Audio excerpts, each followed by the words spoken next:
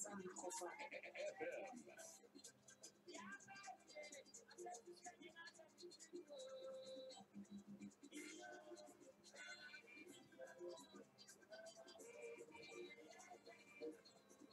Sankofa.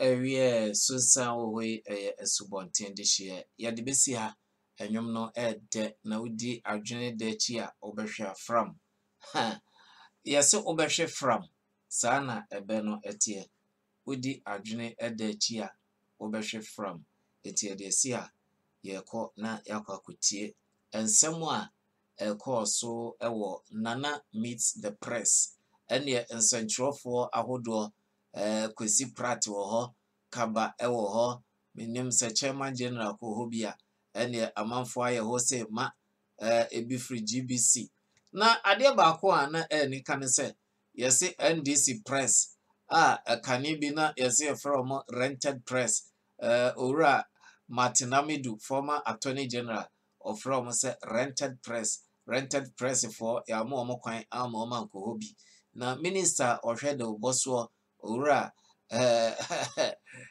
ohwede oboso ebe chechire mu ose ohwa TV stations bro 20 na newspapers bro de wo ho ansa na radio stations ahodo emu online for na wenu nyina ya mo kwan ma makotena ho se omo konko bisa nana Addo nsem a ene esanka dwumadie no yenwie na enwie na kina enti na ho behia se yeyi bi firi mu na yema bi akwanya ama omo koko bisa omo nsem enti na asem no ba bi ekosi ye no ye kase ye mo bia akọ na akọ bisa ene esanka adaje bebo ye ka enenka ba na omo nwie kura enti omo anya nsem no omo kire se yamma amanfo bebre kogo ho enti omo echiche mu ema ebi eye chese standby next time no se bibisa abaso na omo so invite omo ama omo so aba bekire omo so de omo betimi de aba na me de wo sha ase a na me de wo ko the full nyanya de Nana Addo ebe kaaye ɛkyerɛ pressfoɔ ansa na dwumadie no ɛhyɛ aseɛ mewie a mede wo wura baabi a ɔmo starte sɛ yɛtie wasɛm awie na yɛde wase wo so tena aseɛ na yɛmfa firing squad yɛmfa questions no ntoto mboro baako sɛ wobɛtumi asɔ mu a nana nso awie ɔgye akonnwa na akonnwa ɔte so no ne nkyɛn ministerfoɔ ne mampanyin abɛdi akyire na ɔmo agu ne nkyɛn a ɔmo bɔ ne kyidɔm na security no nso so gyina nana akyi dendendenden a ɔno nso bɔ kyidɔm na ɛhɔ ayɛ nika paa enti na kyerɛ sɛ akɔba no sɛ nana atumi deliver ne speech no ne mu nsɛm a ɔde bɛto dwa no ɛna na meka sɛ ebia na okɔ adwuma wanya akwanya ɛntie bi ebi nso so a na okɔ baabi te sɛ utu kwan wanya akwanya ɛntie bi ne nyinaa ɛnsɛ hwee sɛ wanya akwanya ɛntie bi a yɛyɛ wɔ ha yɛde deɛ ɛsiiɛ no ɛbrɛw wobɛkɔ YouTube na yɛda hɔ ɛneɛ videos a yɛboaboa no yɛde ne nyinaa ɛbrɛw saa nso ɛna yɛbɛlinke akɔ Facebook YouTube okɔ a ɔhwehwɛ Sankofa Television International wobɛhu sɛ yɛ logo no Sankofa no da hɔ ne atwerɛ TV International Sankofa TV International na aboa no hyɛ aseɛ okɔ Sankofa FM so a Sankofa FM International ɛno nso wobɛtumi atie yɛ live eti ɛkɔ ne akɔtie Nana Addo ɛde nsɛm paa ɛna ɔde to dwa ɛnɛ de yi a yɛn nyinaa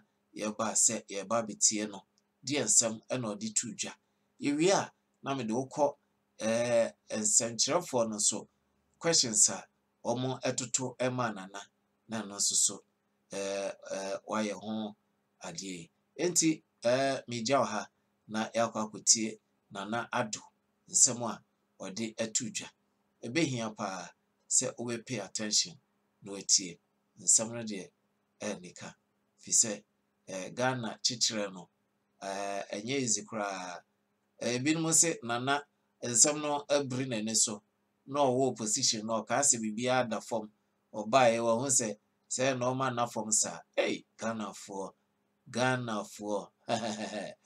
Nana ɔse everything you cool okay a mmerɛ bi ɔkɔ amesifa kae station so Peace FM kokroko ɛkɔkaa sɛ Ghanafoɔ mo deɛ montae chukuu na ɔbɛyɛ ama amamuo no ɛbɛyɛ wakɔnɔ ama biduru baabi mo bɛfrɛ no Nana Showboy ore fi ana me de me remfi yo ɔse mo ankasa mo bɛfrɛ no Nana Showboy sɛ ɛyɛ Nana Showboy o sɛ ɛyɛ Nana hwan o ɛnɛ yɛba betie 6 months a obedi akonnwa ɛdeɛ ɛna ɔde Ghana ayɛ ɛhefa ɛna ɔde Ghana aduru yɛkɔ ne akɔtie Nana Addo Dankwa Akufo Addo, the President of the Republic of Ghana.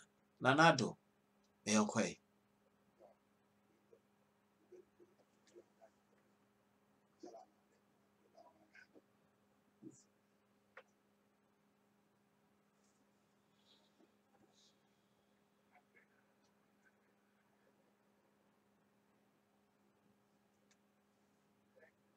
President and Vice President, ladies and gentlemen, that is Vintage ICP, and we are very grateful for the prayer. Ladies and gentlemen, this is a one-purpose meeting. As I said, President, alright, the Ghanaian people. My name is Mustafa, and the Minister for Information and spokesperson of the President. The reason the President is meeting with you today is in line with democratic tenets as the democratically elected President of this country.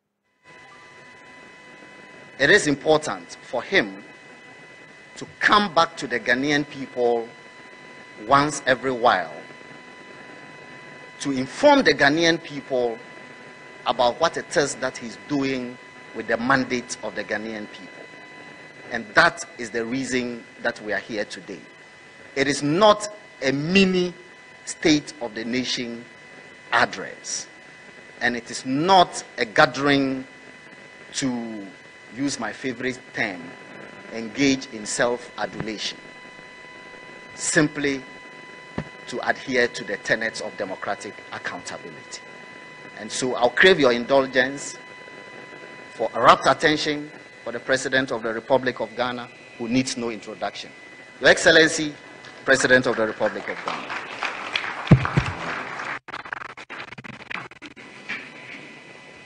Members of the media, fellow Ghanaians, ladies and gentlemen, let me welcome you all to the seat of the presidency for this first media encounter since I came here.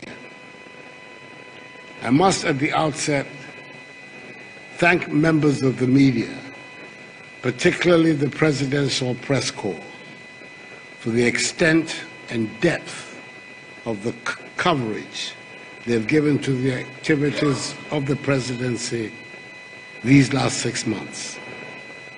I cannot complain about the lack of exposure of my thoughts, statements, or policies since I became president. And for that, I'm grateful to the media, and as I say, particularly to the members of the Presidential Press Corps, whose duty it is to cover the president. They should know that their work is appreciated.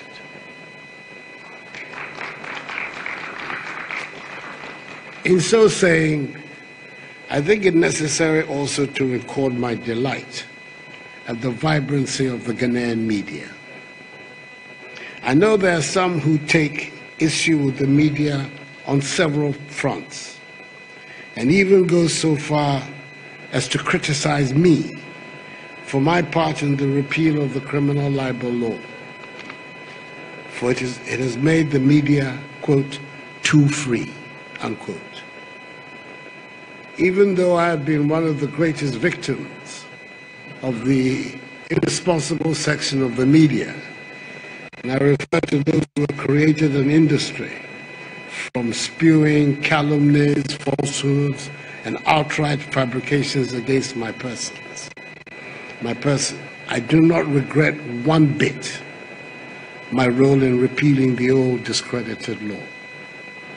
The repeal has inspired the Ghanaian media to be one of the freest and most vibrant on the entire continent of Africa, if not in the world.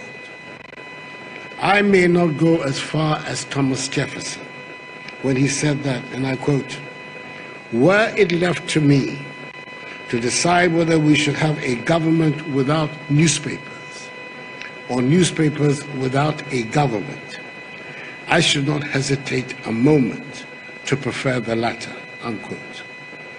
But I will say that I much prefer the noisy, boisterous, sometimes scurrilous media of today to the monotonous, praise-singing, sycophantic one of yesteryear.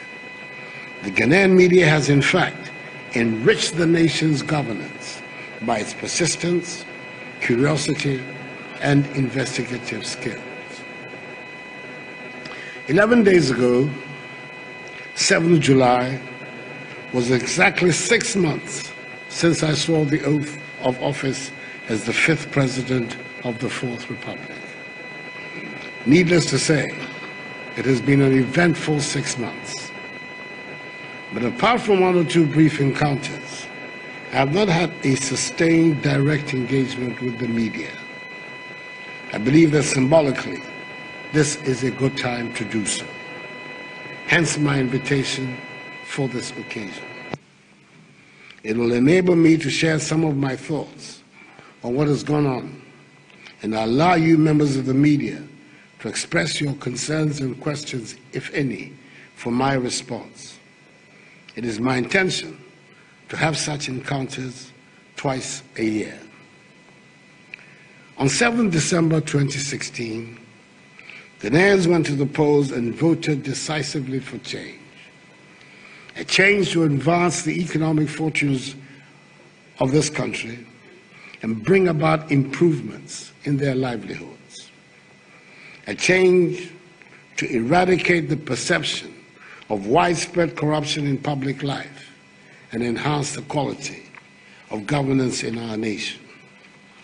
A change to banish the specter of national demoralization and revive the spirit of confidence of the Ghanaian people. I said in my first message on the state of the nation that the times in which we live demand that all of us be in a conscious hurry to deal with the problems we face. This is what has motivated my actions till now. Halfway into my first year in office, it is good to take stock of what has happened and the way forward. This forum is not intended to give another message on the state of the nation. Neither is it to announce my achievements. It is guided rather by the principle of accountability. We, and I mean we in government and you in the media, together have a responsibility to bring the details of the governing process to the people of Ghana. They deserve to know what we are doing and why we are doing it, and how that would lead to the betterment of their lives. If the people are not kept informed or do not understand the activities of the government, then we in government and you in the media are failing in our duties. My first important task was to assemble a team of quality, capable of working to overcome my government's poor legacy and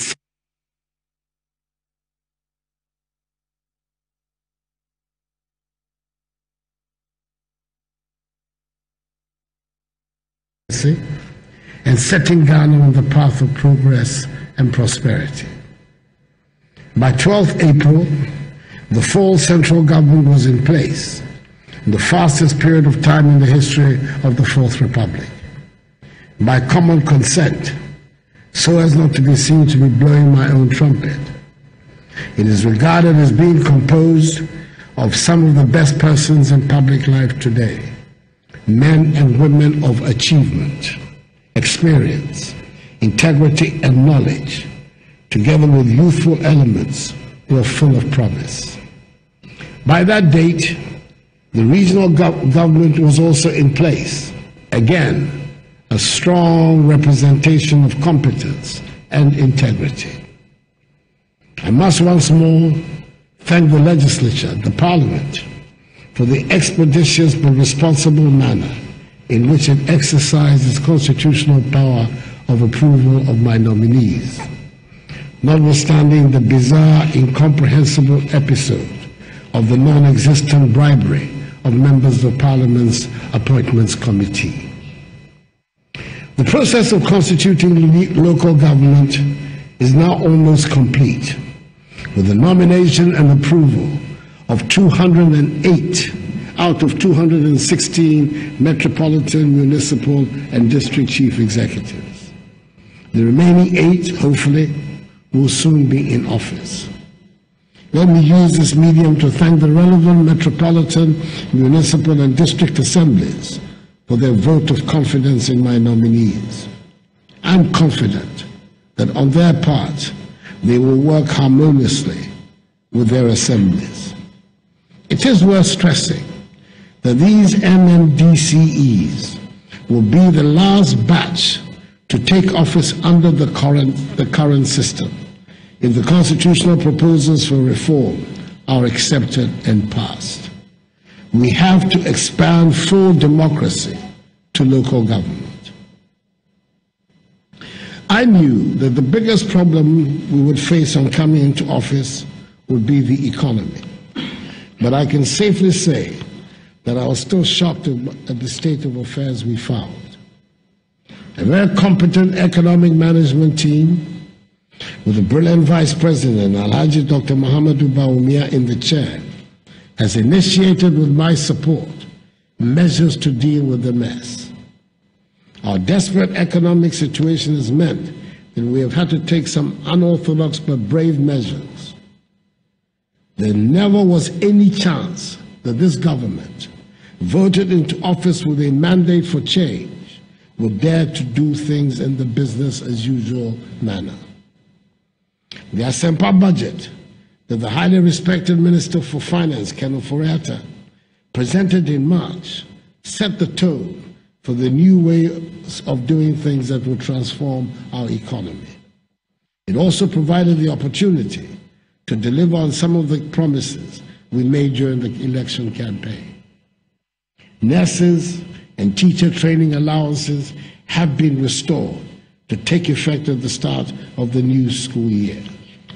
Nuisance taxes have been abolished and other measures have been taken to shift the focus of our economy from taxation to production. The macroeconomic indices are beginning to show a turn for the better. The monetary policy rate of the Bank of Ghana has been cut from 25.5% to 22.5% in the first half of the year. Inflation has gone down from 15.4% in December 2016 to 12.1% in June 2017, i.e., a period of 6 months, the lowest in 4 years. The benchmark 91-day Treasury bill rate was 22.8% in January last year and has narrowed to 11.9% in June 2017, the lowest in 5 years. We're encouraged by the gradual decline in the cost of borrowing and the increase in banks' credit to the private sector by nearly 6% in the first quarter of 2017, compared to a decline of about 7% in the same period in 2016. But we have to continue to work to bring down the cost of borrowing to enable businesses to have access to much needed credit. It is my hope and expectation that these statistics will soon translate into tangible benefits in the lives of Ghanaians. We have also introduced a number of innovative interim packages to help, particularly new entrepreneurs. I do not need to repeat that the greatest challenge we face is the creation of jobs. Young people are very anxious about not finding jobs, and their parents are even more anxious about the future of their children after seeing them through school. I am well aware that the success or otherwise of my administration will be judged largely on job creation. Last Thursday, I launched the National Entrepreneurship and Innovations Plan, which is an innovative scheme under the Business Development Ministry to help startups at the difficult early stages of setting up businesses. We have committed $10 million of public funds, which we hope to leverage into 100 million from private sources to back the plan. The Asempa budget has allocated an amount of $100 million as government contribution, either as equity or in-kind support for the establishment of the district enterprises, one district, one factory. An additional amount of $340 million has been leveraged from local financial institutions for the program. Government, in collaboration with the Association of Ghana Industries, has also arranged a supplier's credit facility for $2 billion from China to provide equipment, machinery, and other facilities in support of the program. It is now clear that this program is destined to succeed. The Asempa budget also provided a $50 million stimulus package for the revival of distressed industries. These applications have been screened, of which 80 have been adjudged eligible for various stimulus packages. In addition to government's contribution, an amount of $20 million has been earmarked by local financial institutions as part of the stimulus package. This will definitely help in the revival of our industrial sector under the dynamic leadership of the Minister for Trade and Industry, Alan Chermatei. At this stage of our development, agriculture will necessarily have to provide for the majority of the jobs. And that is why we have to pay urgent attention to the modernization of our agricultural practices. Extension officers are being employed for the first time in many years to provide hands-on support to farmers, and we're generally paying extra attention to every stage of farming. Excuse me. The One Village, One Dam scheme is taking off in the 3 northern regions with the rehabilitation of the existing ones that are in sad states of disrepair.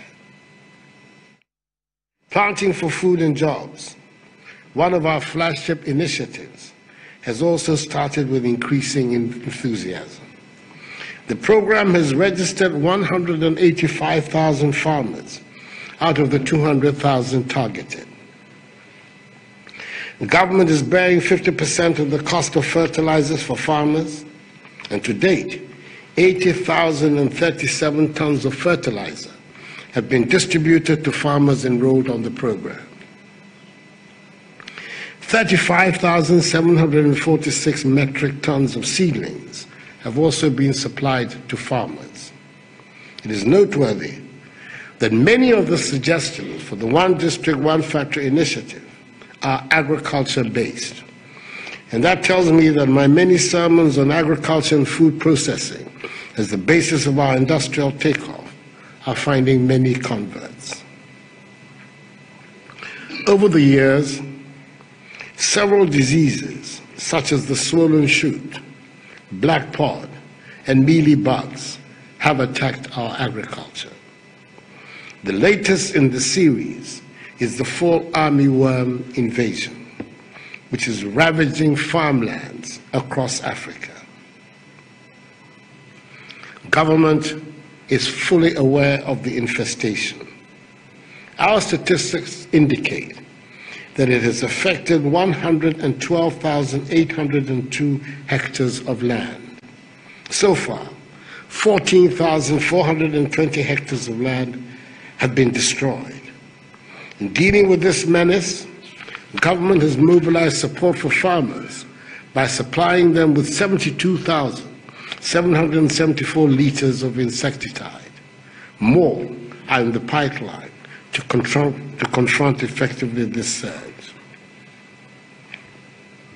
In the 6 months of our being in office, easily the headline subject has been the fight against galamsey. I'm glad that the majority of our compatriots have recognized the danger posed to the existence of our nation by the practice of galamsey. I've said before, since the Almighty has blessed our land with mineral resources, we cannot do without mining, and we have the right to exploit the minerals in our land. But we cannot and should not destroy our lands and water bodies and our environment in the search for gold and other minerals. I'm grateful that the majority of people, and you, the media, have lent their support to the campaign against galamsey. I'm hoping that the program to restore the degraded lands will attract the same enthusiasm. For my part, I will not relent in this struggle, nor will the Cabinet Committee headed by that eminent Ghanaian, the Minister for Environment, Professor Kwabena Frimpong Boateng, which is spearheading government's efforts in this fight. Government's plans to find funds to deal with the dramatic deficit in our infrastructure needs has at its heart the exploitation of our mineral wealth. The Vice President went to China with a plan to leverage some of our bauxite deposits to raise money to tackle the program for industrialization and the building of roads and other infrastructure.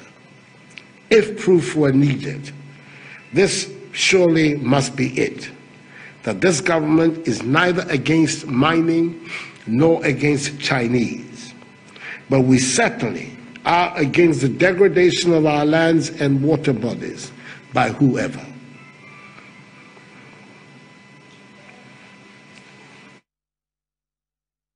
It is not a surprise to anyone that we have spent a lot of time these past 6 months on the vast subject of the case of the ease of doing business in our country. Sankofa By the end of the year, we intend to have our ports functioning properly, and those who require the services of the ports should not feel oppressed by unnecessary and repetitive paperwork and corrupt practices. I expect to hear an announcement shortly from the Attorney General about the prosecution of the customs officials and clearing agents who have been allegedly responsible for the unlawful loss of 2.2 billion cedis to the Central Treasury. As we've already stated, all internal customs barriers will be dismantled by the beginning of October. Moving around the country should be easier, not just for business people, but for the ordinary citizen as well. The National Identification Scheme will be working by the end of the year as promised, and the digital address system will be functioning. If I had been having this function back in January, I suspect I would have to start with Dumso. Today, things have improved quite a lot, but we are not yet where we should be, particularly with regard to the cost of energy. This is a great threat to the operations of business and the cost of living in the country. The Minister for Finance, in collaboration with the Minister for Energy, is at an advanced stage of floating the $2.5 billion energy bond to retire the $2.4 billion debt overhang on the energy sector. This development will attract more investment into the sector and reduce the cost of energy. I am much relieved, however, that the supply and distribution have improved, and we're working to bring costs down and make energy supply generally more reliable. One of the tenets of my government is the commitment to inclusive and accountable governance. Inclusivity requires wider participation of the mass of our citizens by broadening our democratic base. This explains our desire to reorganize our system of regional governance. Intention to honor the petitions that have been received for the creation of potentially 6 new regions, 2 each out of the northern and Brong-Ahafo regions, and 1 each out of the Western and Volta regions. The Ministry of Regional Reorganization and Development has worked well under the skillful guidance of the Minister, Honorable Dan Kwaku Botwe, aka the General, to oversee the demands of all groups and communities that will be affected. I have initiated the formal process for the consideration of these petitions by seeking by letter, dated the 26th of June 2017, the advice of the Council of State on them, in accordance with Article 5(2) of the Constitution. If the consultation is positive, the Constitution requires the President to set up a commission of inquiry to inquire into the demands and make recommendations on all the factors involved in the creation of these new regions.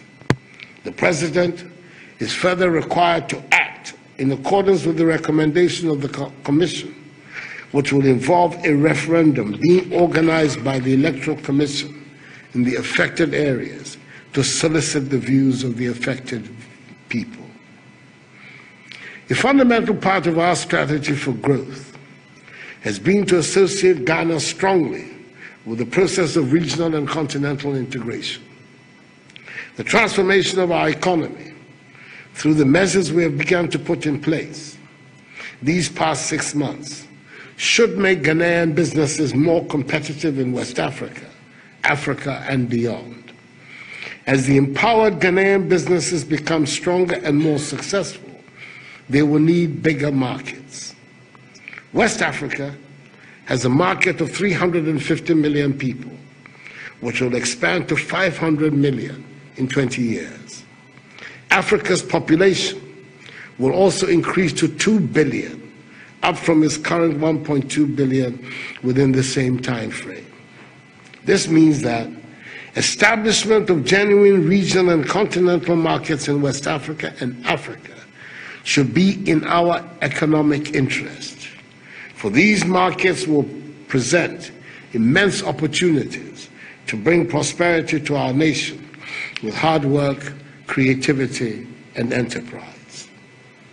The principal reasons for my journeys across West Africa since May are to renew friendships with our fellow ECO member states, explore areas of cooperation, and reaffirm Ghana's commitment to the important process of regional and continental integration. Let me address a few words on the matter of BOST and the sale of the 5 million liters of off-spec products.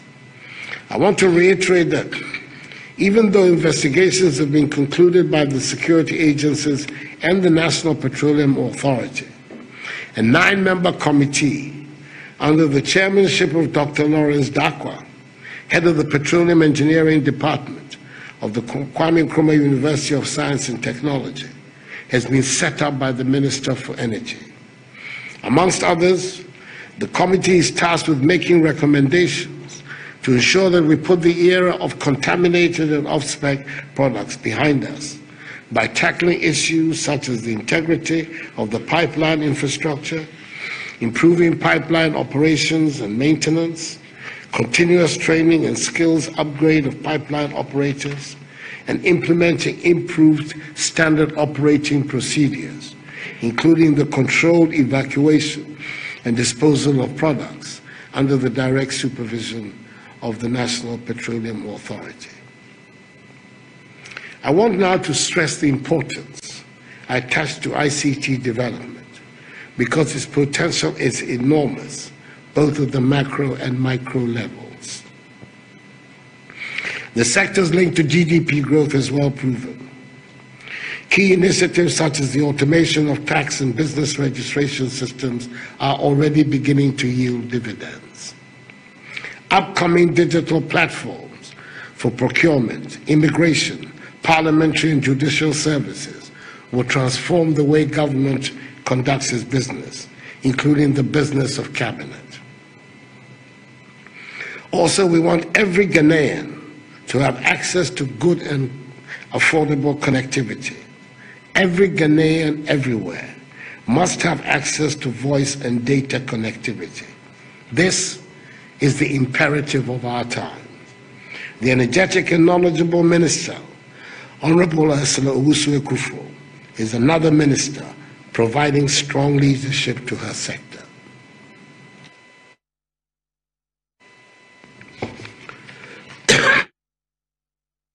It would be remiss of me not to say anything about sanitation.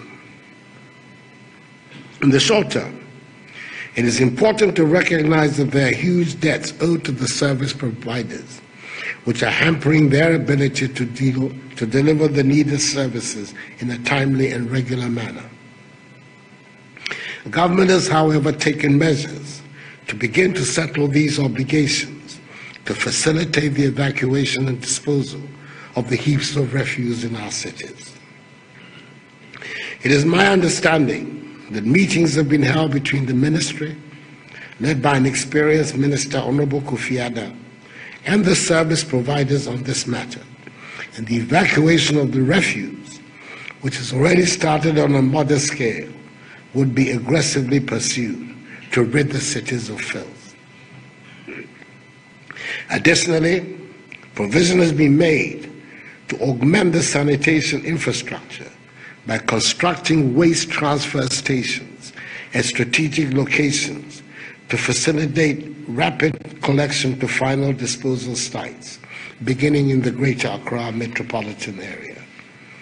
As you know, committed to making Accra the cleanest city in Africa, and the new Metropolitan Chief Executive of Accra, the youthful Mohamed Ajay Soa, is working assiduously to meet this commitment.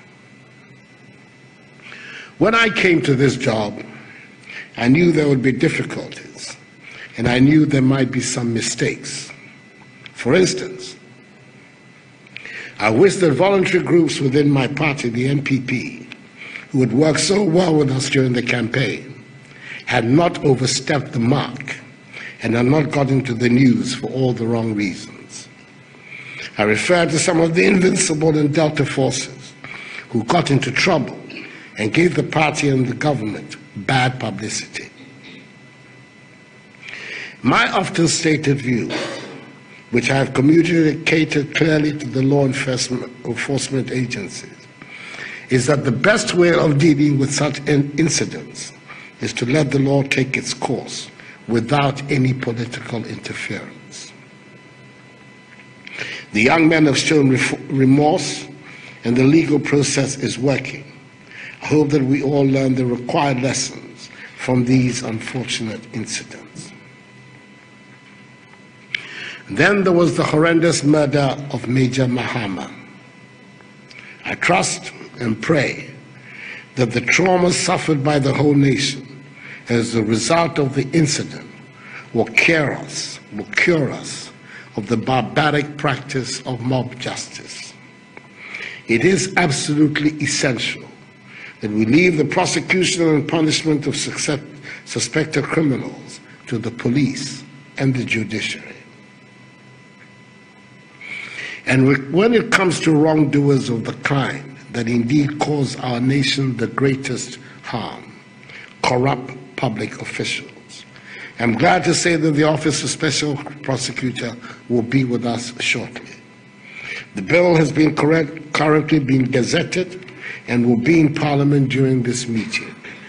We all, in and out of Parliament, should take an interest and help with the rapid passage of a law that will serve us well. In responding to the concerns, not just of Ghanaians at home, but of overseas Ghanaians as well, government facilitated this year Ghana Diaspora Homecoming Summit. It afforded government the opportunity to listen at first hand to the concerns, suggestions, and opinions of overseas Ghanaians on the development of our country. We know from the examples of several countries what fruitful collaboration between their overseas nationals and their governments has brought to their national development and prosperity, and my government intends to emulate them. Our overseas Ghanaians, let me again apologize for the whining.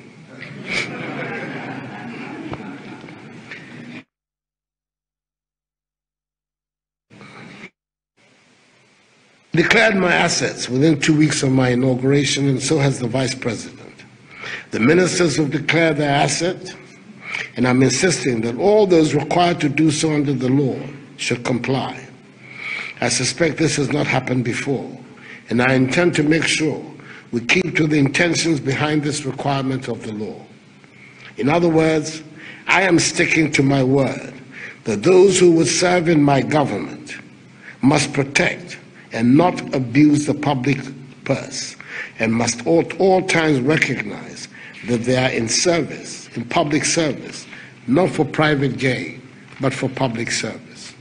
Thank you so much for your attention, and may God bless us all in our homeland, Ghana, and make her great and strong. Nana Addo Dankwa Akufo Addo ena otene kasano. Meet the press ena ordina no asem ebetuja. Nana Addo area obabe bisa cosign question time ebeba Nana Addo bisa questions semtrofo na tie na no asem fe na omo bisa questions we ene nsem a esiye ene ewie dumie no epa ho meti aduasa ena omo sha ase na ansa na meko questions no so no ensemo a yate a aba fresh ene se Attorney General ede bill a e friend say special prosecutor bill ekoto parliament ene na enyo no ene koye na bedi akire ene de koye na ode koye a minority fo no ensemtrofo kire se minority fo no bo ho modin NDC mrahye bedwafo a omo mrahye bedwam ho no omo ebo modin pa se special prosecutor a yesi obi a wedi oman sika obi a wabo oman no kro no obi a wedi oman no dream ye ba beche no ede no akogina emranim na emrane ne di no eno ne special prosecutor oba behwe obi a wedi oman sika obi a odi oman no obu oman no kwase bia special prosecutor no office ena behwe mu de hu se bone bia akoso a ya che no ede na akogina court na ye di na sam na asemi ene ena edekoto mrahye bedwam ena domkumafo no se yempene ema sa beli yemfa meto ha eme mobo ho adan a omo se majority for amfa kwan paso ena yede bill no ebeto mrahye bedwam etinya ade a omo bepene yebebo no bebo na omo se omo mpene afi so de ntia omo se omo mempene me mobo sa special prosecutor bill no ne se Attorney General no ono ama ena odi asoma na bedi akire ade usura na keso ono ana deba enti so ma na bedi akire de aba de nya de a omo beji atum ne agi atum china enti na kire se akoye nsem bebre eno ena omo esan ka se ansa kra na de bill no beba betu mrahye bedwam no ese de ko Ghana Publishing Company me gazette 14 days ansa na de aba betu mrahye bedwam floor of the house na minority esan bisa se aden na ese Joseph Penka ena ono ene Attorney General abedi akire aden na ono ena de bae na we ekukọ so no a ena majority leader o say chairman Sabosu o say why ena kire say yemfa de no koto engo gazette 14 days ansa na de aba enti ye de aba under a certificate of agency enti 14-day rule no enya de a ebe ya juma under a certificate of emergency na kire se animu ya se ye di ho juma enti se ye panijaso agency kire se abase jaso enti nya de ebetime de akoto Ghana Publishing Company am ya gazette 14 days 2 weeks and san ya de abeto parliament nya de a ebaso enti ora o say chairman Sabosu ede sa argument ebaye no ena speaker of parliament Professor Mike Aaron Okwe ene majority leader eya adwene eno rule ya ordinance si form ade hama no bo ho pan maji atum bill no yemfa to parliament na yenkeka ho asem etina kire se majority ewini se yenka special prosecutor bill no yenni ho juma se parliament indi ho juma ampasse bill no a entime ma yemra parliament passe bill no a na betimi abayemra na wo say ye na special prosecutor no office no ene amanfo a mo di Ghana ska ebinum adwane abesha brochire ebinum adwane afa ba ebi na Captain Smith bisa why na she Central Medical Store enura yakokra fira manone ebi wo ha America aban na de cheye ebi wo ha Britain aban na de maye na obi akotwa gyatom bone akese a amanfoɔ adi no Ghana na special prosecutor ba na ɔbɛhwehwɛ mu ame akye mu nyinaa de mu akɔgyina kɔta ɔse ɛna yɛkɔyɛ gazette na ɛnti yɛabɔ ato agu yɛse sɛsei deɛ yɛabɔ ato agu. Article 88 of the Constitution no ɛkyerɛ sɛ prosecution no sɛ obi ebetumi de obi akɔgyina kɔta gye sɛ attorney general ko a enti sɛ yɛanyɛ mmara yi a ɛyɛ special prosecution mmara no a na kyerɛ sɛ saa office no onya mmara bi antae n'akyi ɛma no nhwehwɛ nkurɔfoɔ nsɛm mu ɛmmɔ wɔn kwan adu.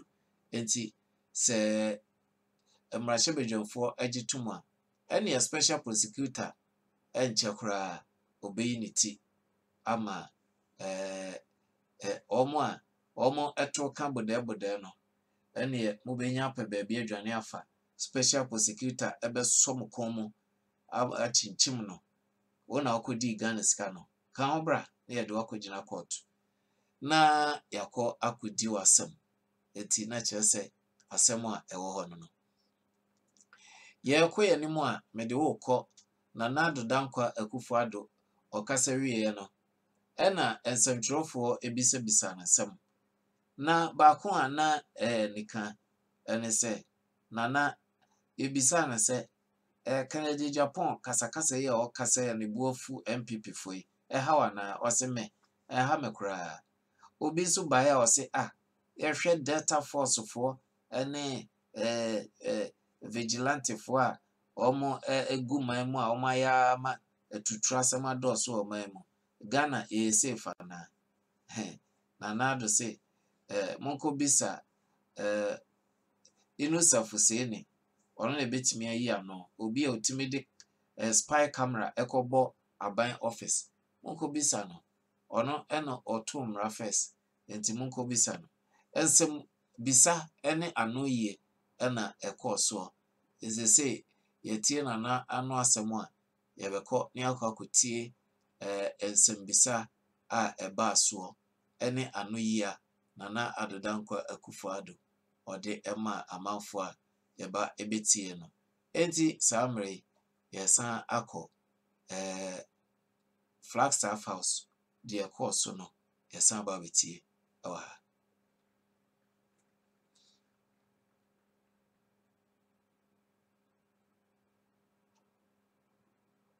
Sankofa FM.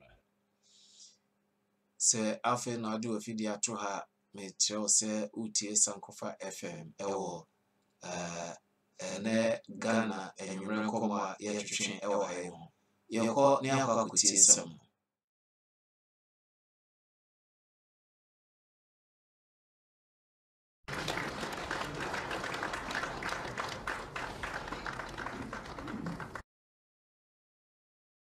To rivers drying up, our landscape being defaced and devastated, our forests being attacked, riverbeds in our country are being mined extensively for minerals, all of them.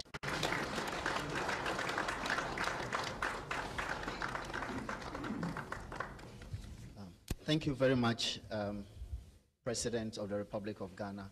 Now, ladies and gentlemen, we have come to question time. We have 2 microphones. You don't need to queue behind the microphones. Just sit where you are, raise your hand, and then I would say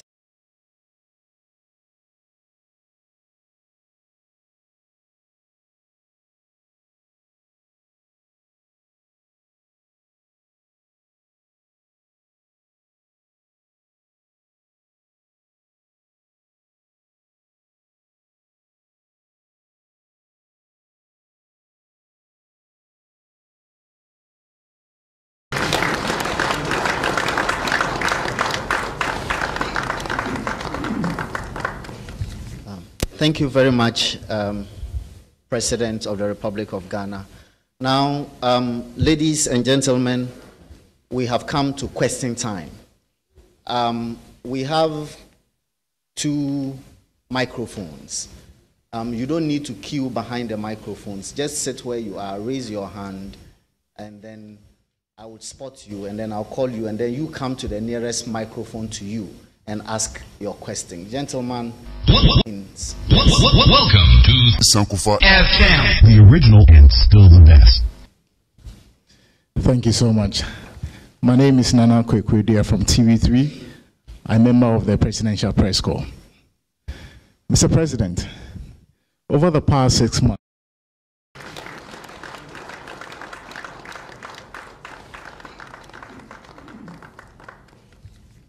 thank you very much, President of the Republic of Ghana.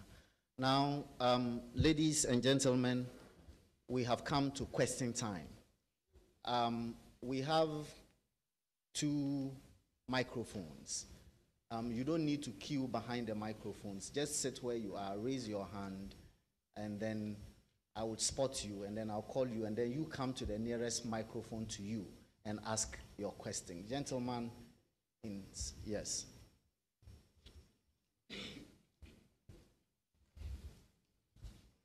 Thank you so much. My name is Nana Kwekwedia from TV3. I'm a member of the Presidential Press Corps.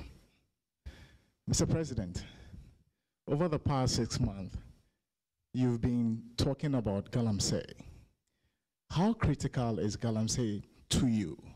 And especially when you've put your political career on the line, how important is it for you to see the end of Galamsey?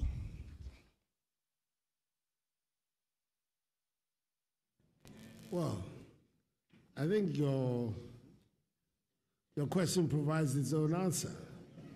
For a politician to put his career on the line for an issue means that that issue for him is very important. No, but I mean, beyond.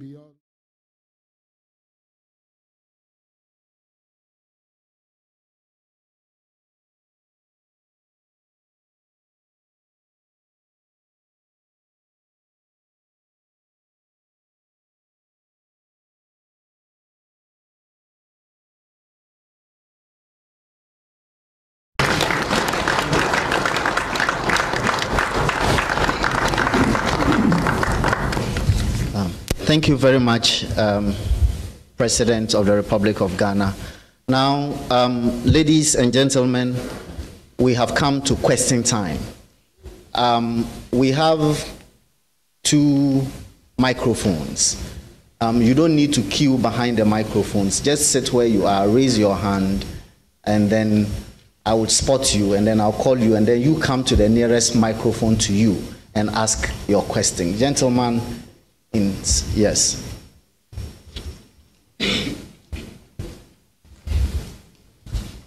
Thank you so much. My name is Nana Kwekwedia from TV3.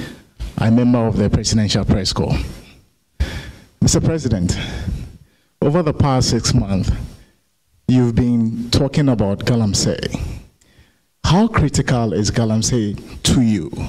And especially when you've put your political career on the line, how important is it for you to see the end of Galamsey?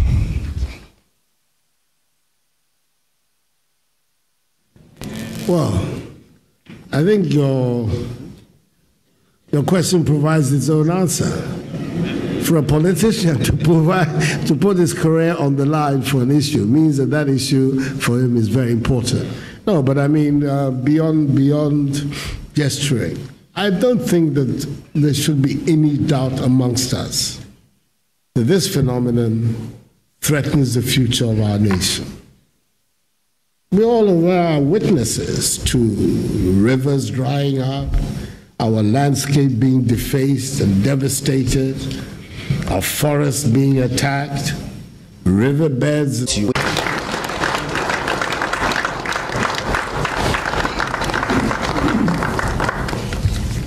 Thank you very much, President of the Republic of Ghana. Now, ladies and gentlemen, we have come to question time. We have 2 microphones. You don't need to queue behind the microphones. Just sit where you are, raise your hand, and then I would spot you, and then I'll call you, and then you come to the nearest microphone to you and ask your question. Gentlemen, Yes.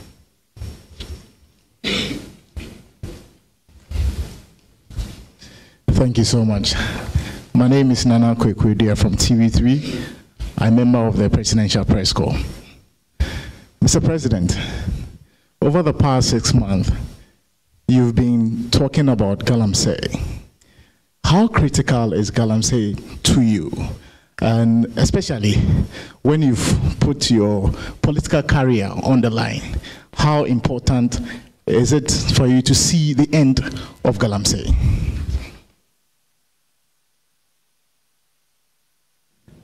Well, I think your question provides its own answer. For a politician to put his career on the line for an issue means that issue for him is very important. No, but I mean, beyond gesturing, I don't think that there should be any doubt amongst us that this phenomenon threatens the future of our nation. We all are witnesses to rivers drying up, our landscape being defaced and devastated, our forests being attacked, riverbeds in our country are being mined extensively for minerals. All of these are things that are obvious to all of us. I don't think that it is me, Nana Akufo, Addo, who has only seen them. I think that we're all aware the issues, whether we're going to do anything about it or not. I believe that the time has come to do something about it.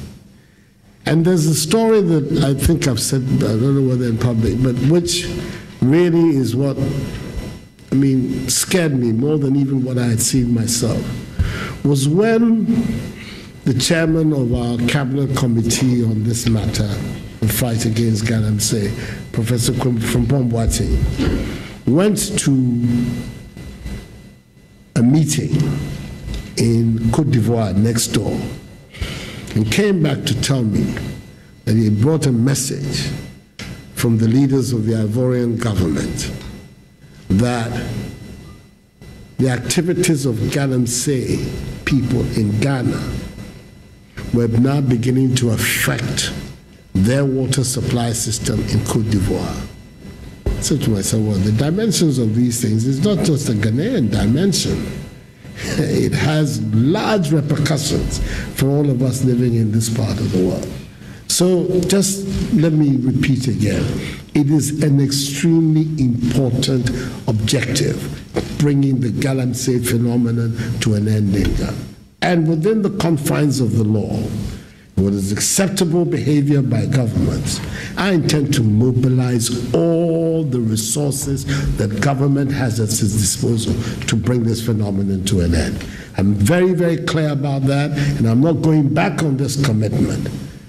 I've been told the young men were saying they voted for me, and if I continue down this way, they can be sure that they will not vote for me again in 2020. Well, the 2020 vote is not clear that Akufo Addo's name will be on the ballot in the first place. And even if his name is on the ballot, this is not going to be the reason why I will stop. We're going to continue. Thank you.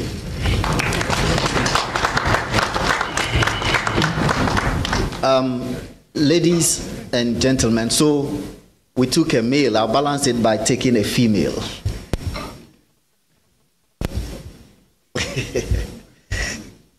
Good afternoon, Mr. President, and thank you for the opportunity. I am Nana Intri from Peace FM. Recently, you were rewarded. Jefferson.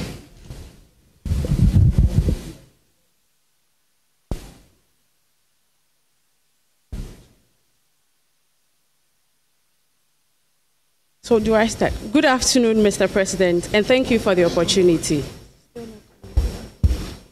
Still not working? We can hear. Hello.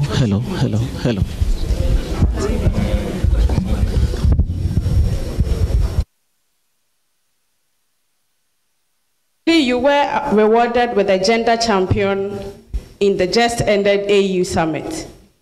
My question is, Mr. President, in your view, what do you think you did to win this award?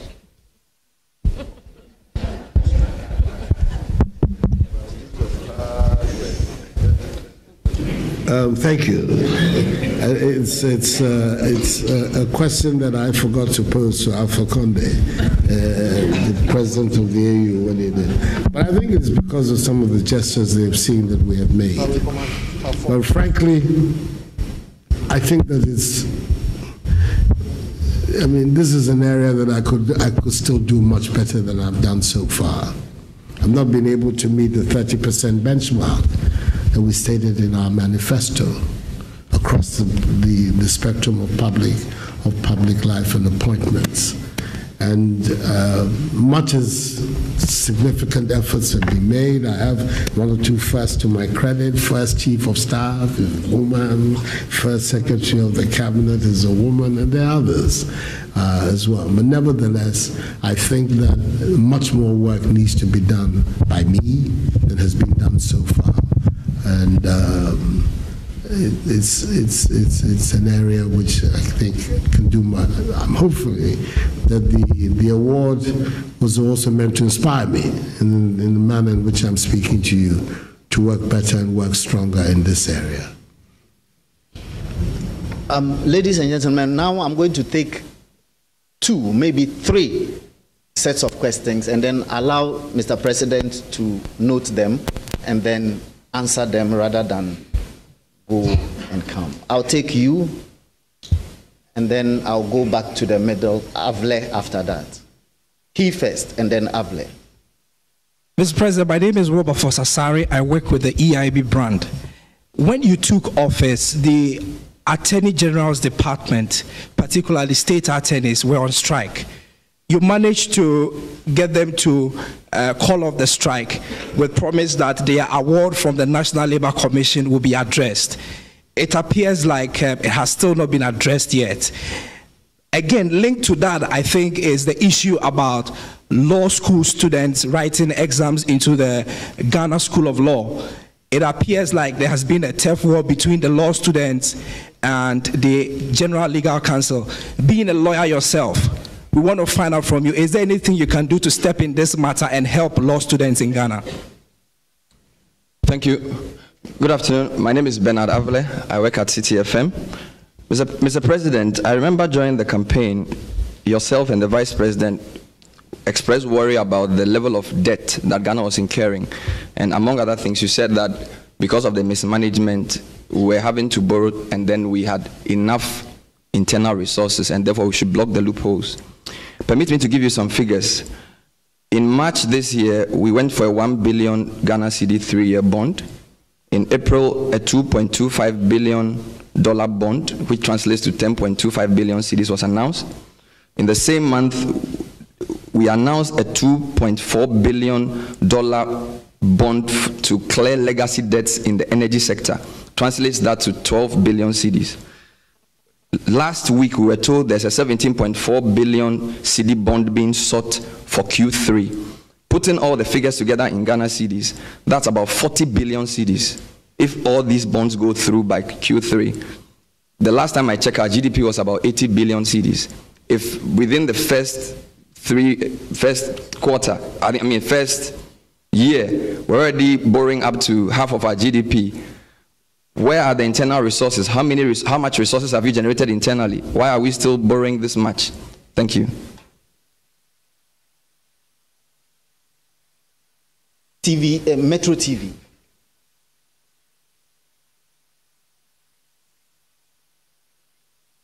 Good afternoon, Mr. President and all present. My name is Addo Kwesi Machtuba from Metro TV. Mr. President, my first question has to do with the issue of open defecation in the country. Ghana aspires to be a major tourism hub on the continent, but this issue is bedeviling the country. Several measures have been put in place and they're still on the ascendancy. Mr. President, I want to know the measures that your government will put in place to ensure that this is kept. In relation to that, Mr. President, there is a project which was started under the presidency of President Akufo, administration of President Akufo, the Accra Sewerage Improvement Project, ASIP. several years down the line, this project, which is ultimately aimed at ensuring that households within the city have toilet facilities in each household. This has not been realized yet. What measures are you going to put in place to ensure that this project is realized and its impact felt? Finally, on the railway sector... My friend, I'm sorry last question. No. On the railway sector, Mr. President, issue of encroachment of the railway lands along the railway lines. This issue is a major thing that, if not watched, may lead to major disaster. As your government take measures to ensure that the railway sector is revamped, Mr. President, how are you going to ensure that encroachment on railway lines is kept in a way and manner such that Ghanaians and those who will be affected will see that it is a necessity and not insensitivity on the part of your government? Thank you. Ladies and gentlemen, let me make something very clear. Next time, I would cut anybody who asks 2 or 3 questions in one. That's number one. Number two is that we can't sit here interminably. So please, as much as possibly, try and go straight to your question. Kaba. Good afternoon, Mr. President. Yeah, this will be the 3rd one, and then the president. 4th. This is the 4th one. Okay, after this, Mr. President will answer, but go ahead. Okay. Good afternoon, Mr. President. Prior to coming to office, a lot of my name is Kojo Asariba for Champon, otherwise called Kaba. Well, that's MPFM. As MPFM, I've stated that already. Prior to coming to office, a lot of your critics and admirers alike construed you to be, quote unquote, a very wild person. And now coming to office, a very good admirer of yours and a very good supporter of the MPP in London called Gorazo sent me a message that wild nature known about the president, Nana Addo Akufo, seemed to have fizzled out, and you seem to have been tamed by the presidency. Have you been tamed, Mr. President?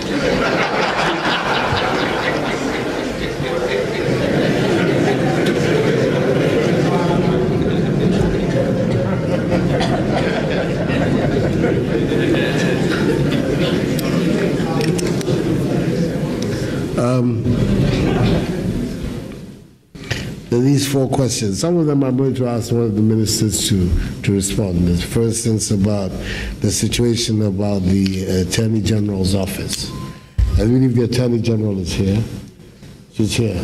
I'm going to ask her to respond to the question about the strikes and also about the law schools. And Dr. Bawumia will respond about the indebtedness. As far as about the open defecation, I think that it's a very, very serious problem for our country. I'm glad the matter has come up. You know, we're committed to this program of 1 million toilets to be distributed across the country. The sanitation ministry is working strongly at it. I'm not quite sure that it is to complete the ASIP program, or whether a new program is being, but he can also clarify that for you. The encroachment on the railways, it's obvious that before any major work begins, that the ministry is going to have to talk to all those who are the encroachers.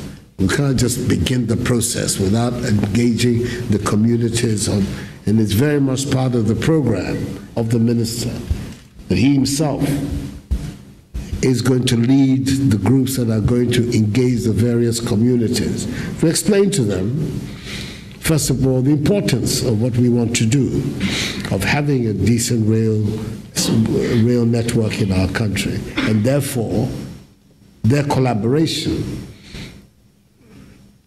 that ultimately their communities, because really if this thing is properly planned, programmed, The communities where the rails lines are going to go to themselves should benefit from the exercise. It shouldn't just be that they pass through areas of Ghana without leaving an imprint.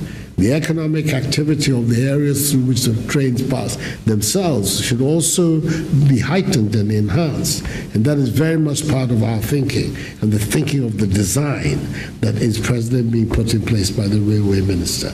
So the attitude is not that anybody is going to use force to evict, but that we're going to engage the various communities before the process begins.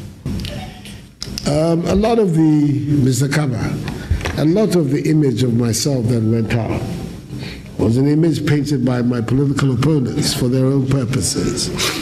And there are people here who are not my political sympathizers, but who are friends of mine who have known me for a long time, who know that there's nothing wild about me, and there's nothing in practice here. And that there's never wild about me. Yes, a man of strong views, and it's difficult for you to threaten me or bully me. I will stand my ground, small as I am, I'll still stand my ground. And if that therefore translates in being wild, then I have not changed at all, because I still stand on my views that I am. But the idea that I was some sort of, intoxicated, crazy character going around was never part of the reality.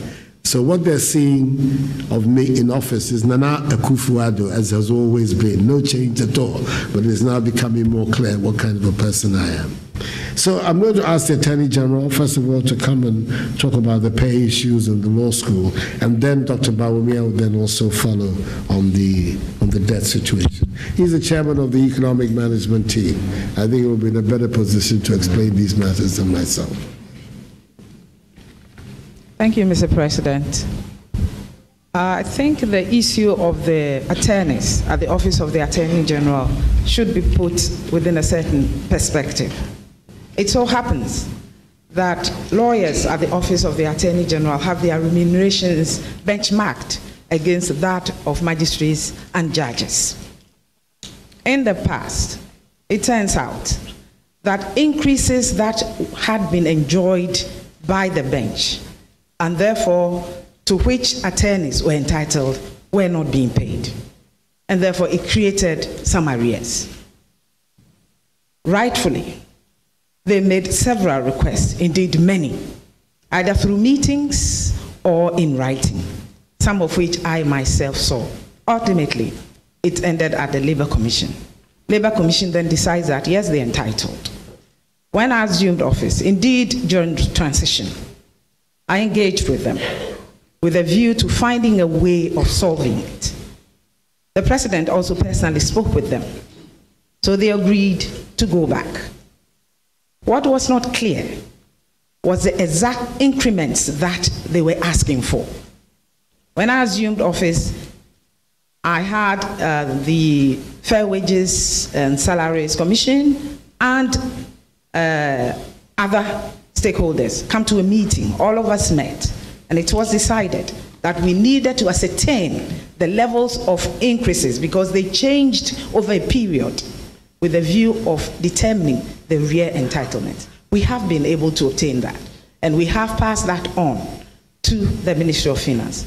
They are challenged because there are aspects that the attorneys are asking for, which are considered as double take, because remuneration, salaries and allowances have been consolidated. We have agreed in a meeting that those will be separated, and what is determined as due will be paid them whilst we solve the rest for the future. I thank you. Regarding the justices, again, the law school, I have a personal position on that. We have a situation such that you have only one school of law, and yet the accreditation is given to many schools, including private ones. So we have a situation on hand where you have many institutions offering law degrees, which qualifies people to enter the school of law. Because with one law school in a country such as us, it is not been possible to absorb all the people who are qualified to enter. So some criteria had to be put in place. Unfortunately, the Supreme Court says it is against the law. Some moratorium has been created because you don't want a chaotic situation. But speaking for myself, I think we need to look at, and I said this during my vetting, that we need to open up without sacrificing competence and standards, to open up so that greater numbers of our otherwise qualified degree holders can also become lawyers. Thank you very much, Mr. President.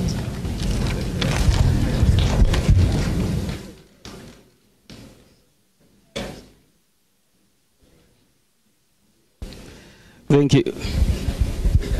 Thank you very much. Hello, hello. Hello.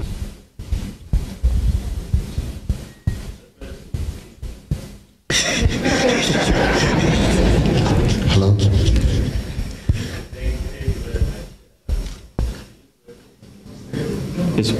It's working, yes. Thank you very much. Bernard asked a question about the debt and how it appears to be increasing. I think we have to go back a little bit. You saw that last year the deficit was 9.4% of GDP. That's where it ended. And thanks to the Asempa budget, we've gone back on a path of fiscal consolidation to bring back the deficit this year to 6.5% of GDP. Now, in doing so, you are going to be bringing down the debt stock in the process. I'll also let you know that in the last 4 years, between 2012 and 2016, the debt stock went up from 45% of GDP to 72% of GDP. That means on average, every year, the government was adding 6.75% of GDP to the debt stock. Now, the GDP is not 80 billion, as maybe you misspoke, but it's closer to 200 billion this year. And we are going to end the year, after inheriting about 72% of GDP, we are hoping to bring it down slightly, between 70 and 71% of GDP. So we are looking at how we manage the finances to bring down the debt burden. So even if you are borrowing, the burden of that we are trying to bring down through the process of fiscal consolidation. And the finance minister is here. He's keeping all of us in line. What happened before with this unbridled borrowing, which cannot be financed. So you find that we owe so many contractors who have not been paid and so on. Today, the Give Me system is really working. It is not possible to circumvent it. And so if there is no money, you are not going to be entering into that contract in the first place. And so this is actually helping us, as you see, keep very much on target as far as our deficit is concerned, for example, through the first half of the year. And I think that this is also seen in the domestic money market, where you have seen interest rates coming down from 22% last year, and just a year later you have 11.9%. And if you are borrowing rampantly in the domestic market, you will see that interest rate decline. So the simple answer is that the debt stock, in terms of its impact on its burden on the economy, is not actually increasing. The debt to GDP ratio is actually stabilizing, and we are hoping to bring it down by the end of the year, even if marginally. Thank you very much. Okay, I'll take another lady. Yes, you, and then I'll come to Captain Smart, and then I'll go to the middle and take you. Yeah, yes. So the lady, Captain Smart, and then you, three. Thank you very much, Mr. President. My name is Nanesi Boatin. I work with Oman FM, the station that shapes the nation. Some Ghanaians have called for the removal of former government appointees who are still in strategic positions in your government. And their reason is they could hinder the progress of your vision. And my question is, would you heed to their call or stand by your principle of all-inclusive government? Thank you. Good afternoon, Mr. President. My name is Captain Smart, Addo FM. Our emergency medical services in this country is actually collapsing. A country of 27 million people, as of 8 p.m. yesterday, we were operating only 31 ambulances in this country. By statistics, we are losing over 3,000 lives every year for the lack of ambulances, with about 662 innocent pregnant women also losing their lives. Mr. President, my question is, what's your administration doing for a country like Ghana to procure more ambulances to save the ordinary Ghanaian who voted for you? And finally, when is the Wayume money coming back? Good afternoon, Mr. President. I'm Thomas Nadia and I work for the BBC World Service. Good afternoon, Mr. President. I'm Thomas Nadia and I work for the BBC World Service. Are you not concerned about the size of your government, considering the struggling state of the Ghanaian economy?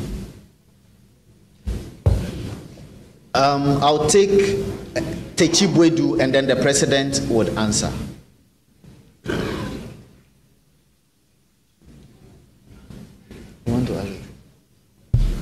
Thank you very much. My name is Charles Techi Bwedu. I write for the Daily Guide newspaper. Mine is quite a simple one. Mr. President, one of the things you complain about, members of your party, was the fact that corruption was so endemic in the country during the previous administration and in the public service. You've been in government for 6 months. I have not seen a single person standing prosecution for some of these things. Is it the case we are waiting for the Special Prosecutor's Office to be set up, or you are still gathering evidence? Thank you very much.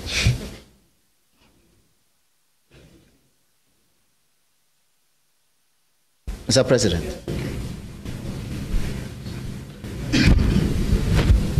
The former government appointees, I think there are people in the public service who are not committed to the program that we're putting in. It was one kettle of fish. The others are those who are there because they're there. They may not share your political views. I think those who are actively hindering, obviously, we have to do something about it. We need a public service that will deliver support for the mandate that the Ghanaian people have given me. So, for me, the debate is not about former government appointees. The debate is about what they're doing and what is the nature of what they're doing. You're holding jobs which are clearly political appointments. Then it's normal for you to expect that those who support the present political arrangements are those who will be there.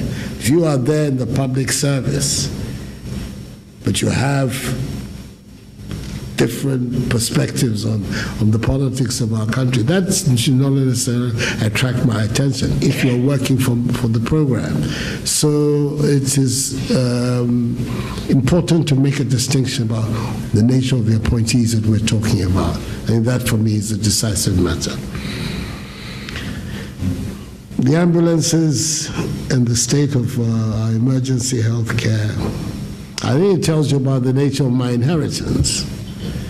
Yes, to see how very bad the cupboard was and how very run down the public services in our country are. We're having to deal with all of this thing, improving revenue generation so that we can be more self-sufficient, bringing greater efficiency into the manner in which we deal with our public finances. There's a whole array of things that we have to coordinate emanate together, which will result in us being able to improve public services in our country. What am I doing? That's why I'm here, is to try and correct the situation about those who decided to put their confidence in me and voting for me. Wyome's money. Wyome's money is a subject of all kinds of legal processes. Those legal processes, some stage or another, will come to an end. And I know there will come a day of reckoning on that matter. The size of government. I'm not worried about the size of government because I think that, first of all, the majority, the overwhelming majority of the people in the government are members of parliament who are already on the public exchequer.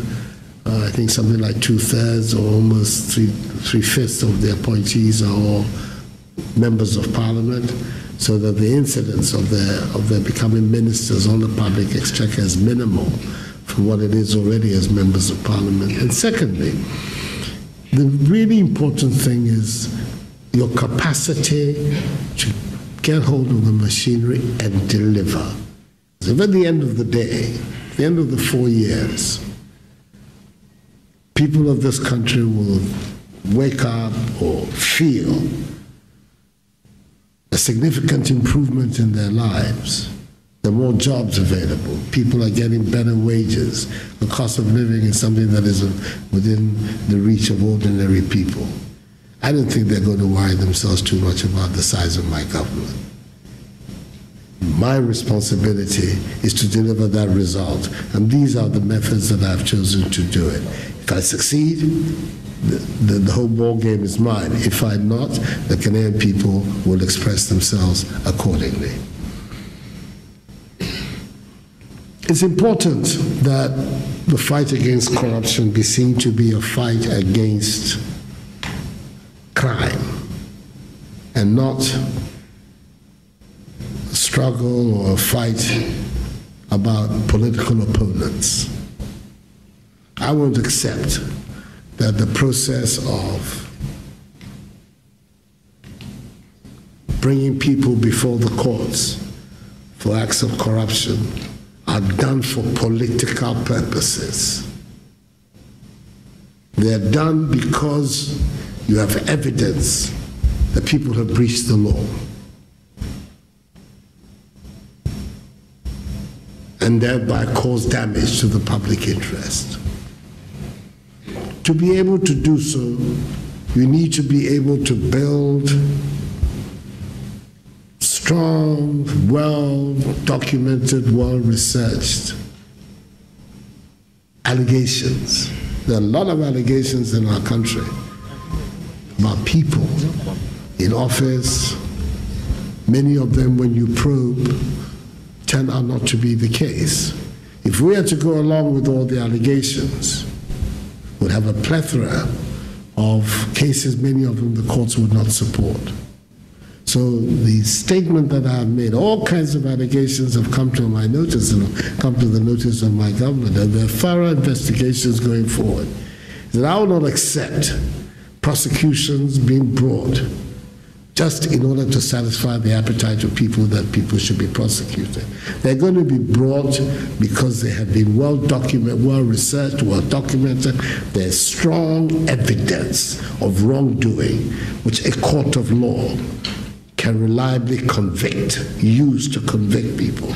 And the lawyers say that the responsibility of the state, of the attorney general, of the prosecutor, is to present what they call a prima facie case, i.e., a case that if you don't hear the response of the accused persons, you can say amounts to a case warranting conviction. So there's a lot of work being done. They will see the light of day where these allegations are being thoroughly investigated, and when the time comes for them to find their erring in the form of prosecutions, it's my expectation is that there will not be flimsy cases. There will not be about an attempt to witch hunt members of the last government. I'm not going to lend myself to that exercise. We're going to bring cases, and there will be cases. There's several in the pipeline that I'm aware of, but cases that will make it clear to the courts and also to public opinion that yes, something wrong took place there, which requires the intervention of the courts. The special prosecutor, when it comes, will help, but it's already instruments for enforcing the criminal law which are already in place. So it cannot be a question of waiting for the special prosecutor. It's a question of making sure that whatever is brought into the public domain as cases are thoroughly well researched, well documented, and that they are strong cases and not just flimsy exercise playing to the gallery. That will be my answer. Okay, I'll take then Kwesi Pratt and then Momin from GTV. So 1, 2, and then 3. Good afternoon. My name is Stella Wilson Ejapon from Kent City Media. Mr. President, election after election, I witnessed desperate and frustrated people, our citizenry, who want to go and exercise their vote. Indeed, we have people that travel to their polling stations and their names are not in the book. I know that there is the national identification system going on. Is there anything in the process? And before I go on, you are known to be a reformist, so I believe that this is possible under your watch. Is there anything in the national identification system that will allow people to vote from wherever they are so that they don't have to travel the length and breadth of our country to go and exercise their votes?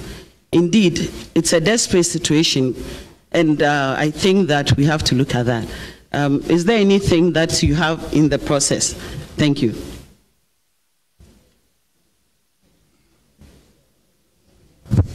Massa.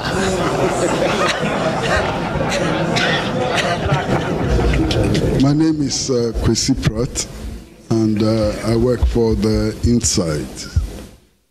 Mr. President, for some time now, Morocco has been pushing for the de-recognition of the Sahrawi Arab Democratic Republic.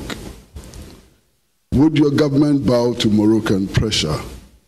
And is your government in any way involved in the move to admit a colonial power to ECOWAS? Thank you, sir. Thank you.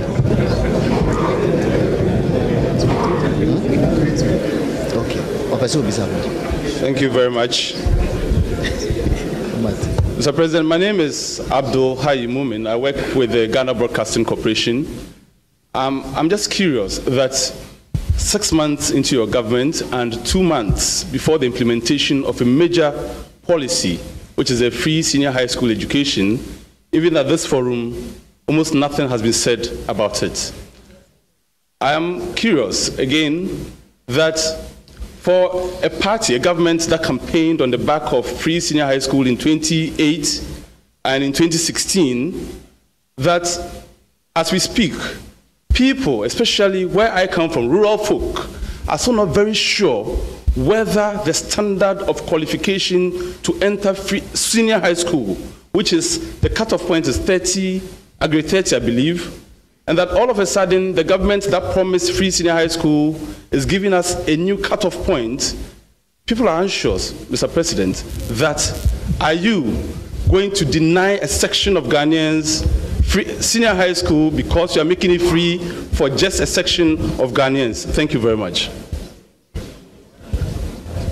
Mr. President.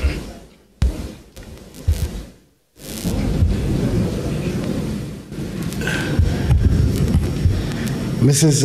Ajipon, everything to do with arrangements about our voting system, unfortunately, are not in my hands. If they were in my hands, it would be very different. They're not in my hands. They are the responsibility of the Electoral Commission. I think that all of us can continue to make suggestions to the Electoral Commission about how to improve our electoral system. Government, like citizens of Ghana, all of us will be doing that and seeing whether we cannot at every stage improve the quality of our processes. But the final decision, I'm responding to what am I going to do? I cannot do anything about it. It's not for me to make the rules about the electoral process. There's a constitutional body that has that mandate. It isn't the president, it's the Electoral Commission. But what we can all do, of course, is to let our voice be heard. And I am confident that in any functioning state, the louder the voice is on a particular issue, the more likely that the public authority will respond to it and hear about it. The colonial power into ECOWAS. Morocco is an African country by geography and by involvement. And this is why Ghana supported the admission of Morocco into the African Union. It was done both on the part of Morocco and on the Union without any preconditions. And we supported that point of view. It's an African country. It's an anomaly that a country on the continent can, for one reason or another, deny entry into the continental organization. So as far as that is concerned, that's the AU. The matter to do with ECOWAS is a matter that is now under consideration. ECOWAS is about to go through all kinds of procedures to examine the proposition. It has not happened before. We've had expressions of interest by Tunisia in having observer status at the ECOWAS. We've had expressions of interest by Chad to become associated in some form with ECOWAS. But this is the first time we're having an application such as the Moroccan one. The leadership of ECOWAS has decided to go through a procedure for examining the merits of the application. I think we'll make our voice heard at the appropriate time, but I today will not tell you where we are. We want to see the process that will be put in place and then how we will respond to it. Just also, this Sarawi matter, as you know very well. I know you're very committed and an activist. And people have very strong views both ways. And you'll be surprised, even on the decision to admit Morocco into the AU, how that was such a divisive issue in Addis Ababa. But there are lots and lots of African countries that were very strongly in support of it and who feel very strongly that Morocco also has a case. The issues are at large, and we will see how they play. The free SHS. No comment, because the program for introducing the free secondary high school policy has been spelt out in a series of public engagements by the Minister for Education. They've set up a secretariat, they've set up an implementation committee, and he himself has engaged the media and public opinion several times. He's about to do so in the course of the next week, 10 days again, to set out exactly what the roadmap is that will bring the policy into play. What he has said is that it will be available to those who gain access to senior secondary school in the public sector. That is the principle. I don't know that there's been a shift in the goalposts as far as cutoff is concerned. What I've heard, and I think it is correct, is that the policy will avail those who are accepted in the senior high schools. It's gone further, because on these matters too, you will always be involved in issues of equity like what you're raising. To say that the policy that is being devised by the Ministry of Education is that the so-called elite schools in Ghana are going to be required to reserve 30% of places in them to those schools that come from, if you like, more disadvantaged backgrounds and locations. So the effort to try and create some kind of a balance in what is being proposed is one that is engaging all of our attention, and it must engage all of our attention. An educational part of the reason why I've been so insistent on the free senior high schools and an educational system which is, if you like, class or group driven, where only people who have money can guarantee the successful education of their children and then perpetuate that, is one that's creating a society that ultimately is not stable or tenable. We have to have a Ghana where all the talents have an opportunity to be able to come to the fore, and therefore you have to create a system where opportunities are widespread and they're not confined or restricted to one group of people or to one class of people. I feel very strongly about that, and it is part and a very important part of the reason for the advocacy that I've given to this idea in the last few years. So the reason why there's no mention about it today is not because it has been abandoned. On the contrary, it is very high priority. I'm going to look very foolish in the eyes of the people and also extremely dishonest. After being in office, one of the things that I don't see to is the senior free high school system. People are going to say that I came to hoodwink them and con them. I am not a hoodwinker. I'm not a con man, and I'm an honest man. And I will make sure that it is done. Okay, there are media houses that have 5, 6 people here and so on. To be fair, I won't want one media house, many people from one media house to be asking all the questions. Joy FM has too many people. I will take the Kumasi people, Kwame Adinkra from Kumasi. And then I would take you, your hand has been up for a very long time. I'll take Victor from Daily Graphic.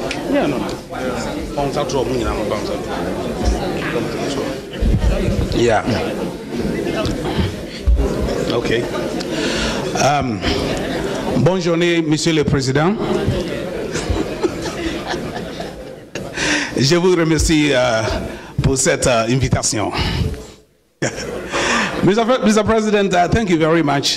First of all, I'd like to commend your government for the announcement that came from the senior minister. My name is Kwame Adinkra. I work with the Busia FM EAB brand. I'd like to thank you for the announcement that came from the senior minister to the effect that capitation will be abolished in Ashanti region. And the anticipation has been very high, and we pray that it will be very, very soon. Secondly, all the roads in the Garden City are very fast deteriorating. President Akufo decided to build some interchanges to give Kumasi a facelift. I want to find out whether there's a comprehensive policy of your government to continue these projects, especially with the interchanges, to complete the inner ring road of the Garden City to give it a facelift. Thank you very much, Mr. President. In any case, I like your fabric. Thank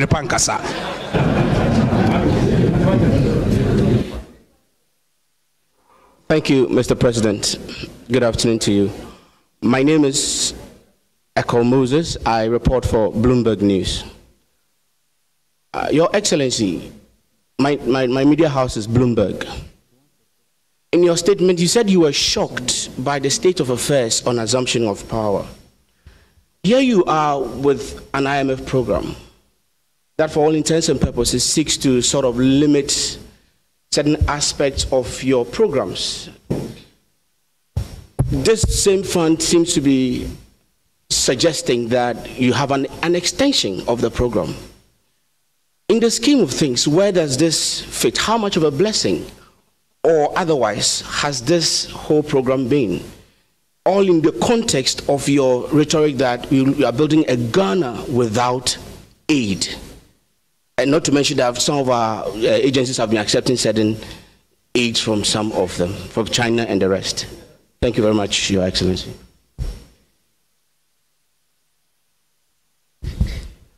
Good afternoon. My name is Victor Kwakumi, the Daily Graphic. The President, I want to find out what is the state of the Vice President's residence behind the police headquarters. Thank you. Okay, yeah, Mr. President would answer, and I will take the last round of questions. Last one. The abolition of capitation in Ashanti, that's a decision the government has taken. I believe that the Minister of Health is here. He can give the details as to the exact time it will come into play. But that decision has been taken and it is firm. The capitation in Ashanti is coming to an end. My understanding is that the infrastructure commitments that were in place when we came into office are going to continue. Including, of course, the road network in the country and in Kumasi in particular. We're going to continue it. Some adjustments are going to have to be made because of money. I mean, you've heard constantly here the difficulties we have with our public finances. But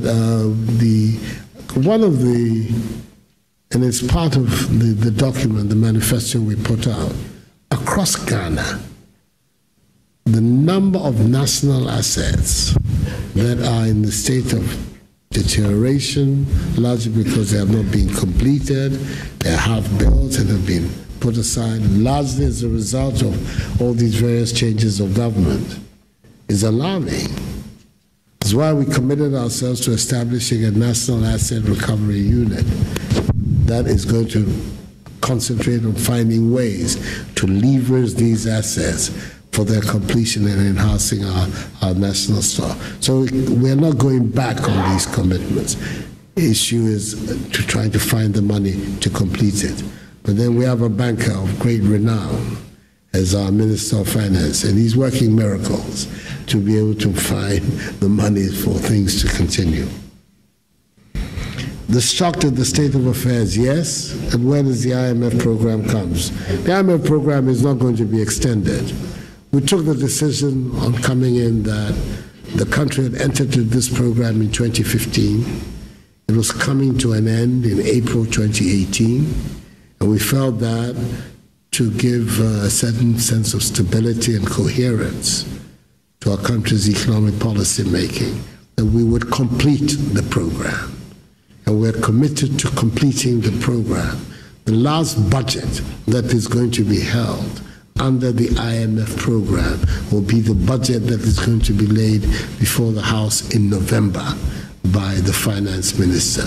That will be the last budget of the Ghana government under the current IMF program. So there's going to be no question of an extending the program. The program is going to be completed. It's going to be completed, and we will then be on our own. I mean, that's where most of us want us to be on our own, to be able to mobilize our own resources to confront our future. The concept is a Ghana beyond aid, not a Ghana without aid. It's a Ghana beyond aid, that we're going to grow ourselves into a position whereby we're no longer dependent on external sources to finance our budget. We're in a situation whereby critical parts of the budget of our country require foreign grants in health and education. We've got to work our way out of that situation so that we can stand on our own 2 feet and design our own future, free of external influences. I believe strongly in that, and I believe we're capable of doing that. And so that's the thrust. But there is no question of the IMF program being extended. The IMF program, which comes to an end technically in April next year, is going to be completed by this government along the terms on which it is, because there's been a certain amount of renegotiation of the program has taken place already since we came into office to be able to accommodate our perspectives and our policies. But it is coming to an end next year with the budget that is going to be prepared this year. I am the Vice President's house. The Vice President himself is here. Let's give him the opportunity to respond on that.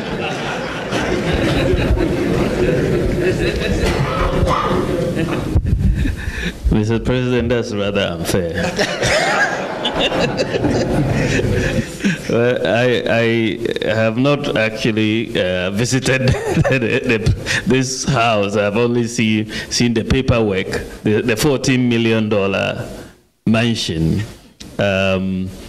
Maybe I don't know if there's any work going on, but I doubt it very much at the moment. I think there's no work going on, and the whole issue has been around how the cost of this building, and it may have to be renegotiated, but it probably doesn't make sense for Ghana to leave it lying idle. I think we need to sit down with the contractor and see how it can be renegotiated so that it can be completed. We are starting from the position that $14 million is way too high for a bungalow. So that's where we are. Okay, ladies and gentlemen, the president asked his ministers to come to this gathering for a purpose. So when we take this last round of questions, we shall end the program formally. But these ministers will be available to you either inside this hall or outside there for you to ask a few questions in the sectors that you didn't get the opportunity to put to the president. So please don't be distressed when we end this round of questions. I'll take Evans Mensah from Joy FM. Osei Prempe is here. Nanaba Namwa from GH1. And then I'll top up with a last lady and then we close. Thank you very much.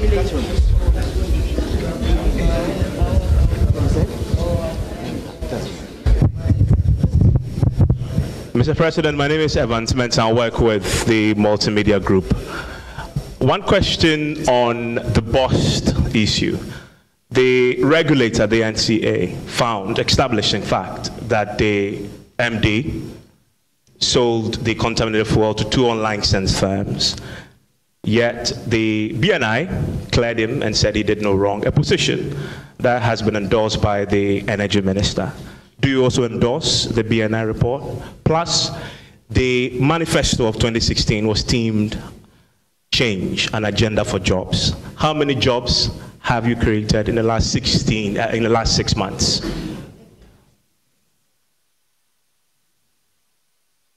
Mr. President, my name is Nane Krefrie, otherwise known as Mami Brony, EIB. My first question, I have 2 questions, please. Listening to the president, I was expecting to hear something on sports, which I didn't. I want to find out, is the MPP government yet to do something on sports? My question number 2, proud to come in, please, just the last one. Proud to coming into government, the MPP wrote a letter to the Italian Prime Minister in connection with the ENI contract, that is a Sankofa thing. I want to find out, is ENI under investigation? If yes, for what? Thank you. Thank you very much, Mr. President. My name is Kwame Osefere Bempa. I work for Kantanka Television.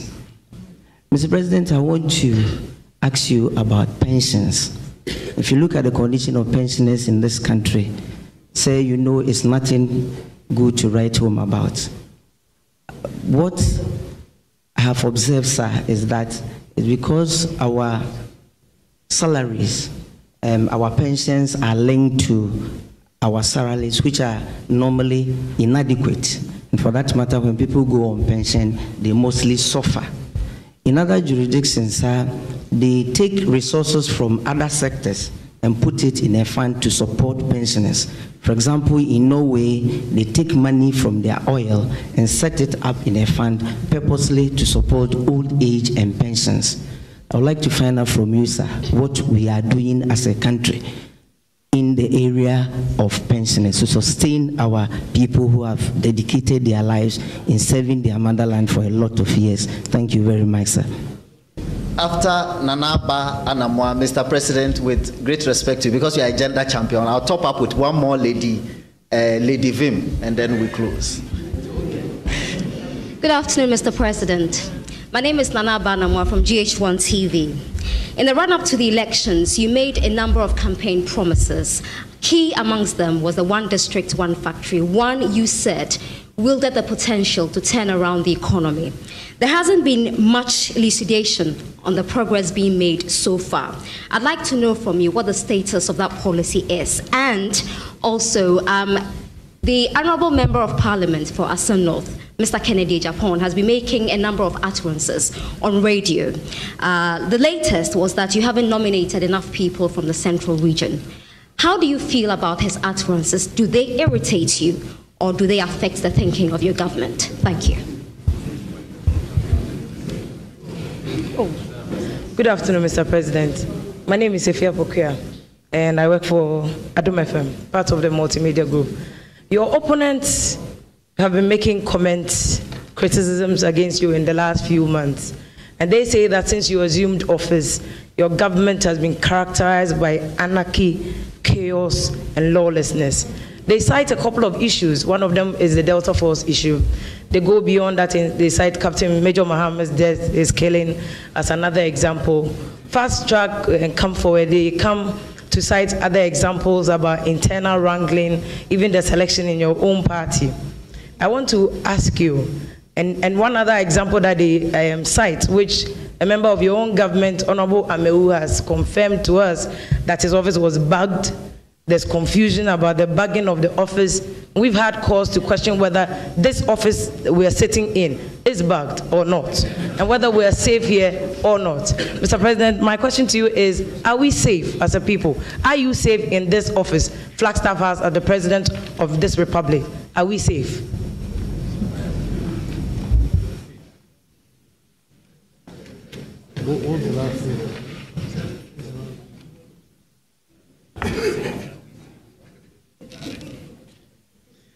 As far as being safe, you have to ask Husseini, Inusa Husseini, whether we are safe.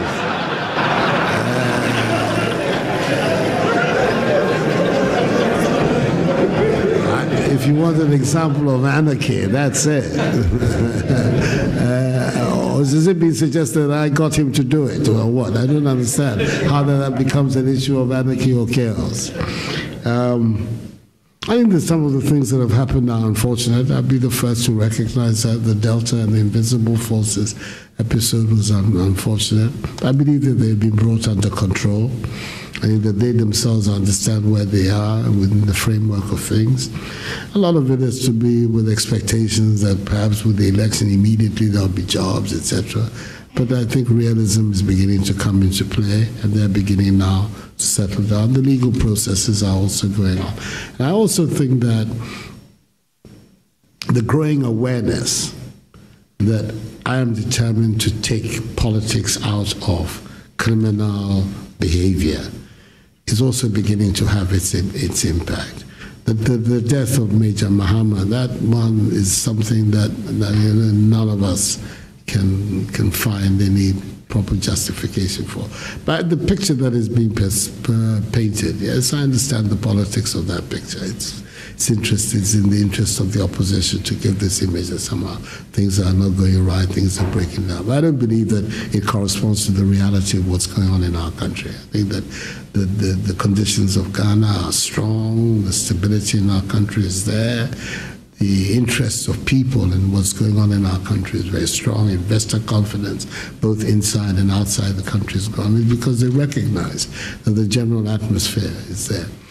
It takes me to the internal wrangling in the MPP. That's as old as man. I mean, MPP without wrangling would be the MPP. It's always wrangling inside the MPP. I don't think there's anything new about that at all. It's that kind of a party, very disputatious.